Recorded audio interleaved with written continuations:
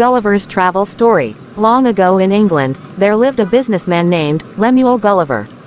One day, he decided to travel to the South Seas with his friends. The sea was rough and violent storms struck their old battered ship. All the sailors, including the captain, drowned. Even Gulliver's friends could not be found. Gulliver was saved only because he held on tight to a large wooden log. He swam against the waves for hours and finally found himself near a piece of land. Gulliver didn't find anything on the shore except a few shrubs and trees. He was very tired from his long swim and soon fell into a deep sleep on the soft grass.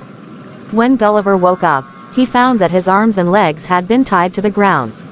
Thin scratchy ropes were slung across his shoulders and chest and would not let him move. Then he saw a couple of tiny men dressed as soldiers, walking on his chest. And these tiny men could talk. They had captured Gulliver and took him as their prisoner. They told Gulliver that they were taking him to their capital city called Lilliput. Hundreds of Lilliputians thronged around to see this giant. They fed Gulliver tiny green apples and bright yellow bananas and built a platform with wheels to start their long journey towards Lilliput. They arrived in the capital city. Gulliver was astonished to see an entire world of tiny trees, houses, animals and men all around him. And then he was brought before the king. He knelt down before the king and asked him if he could stay in Lilliput. The Lilliputians no longer thought that Gulliver was a giant sent to destroy them. They started to trust him. One day, the king invited Gulliver for his birthday celebrations. Suddenly, a fire broke out in the palace. Gulliver pulled a stone fountain from the garden and poured the water on the flames. The Lilliputians were very pleased with him and so they decided to build a house for him.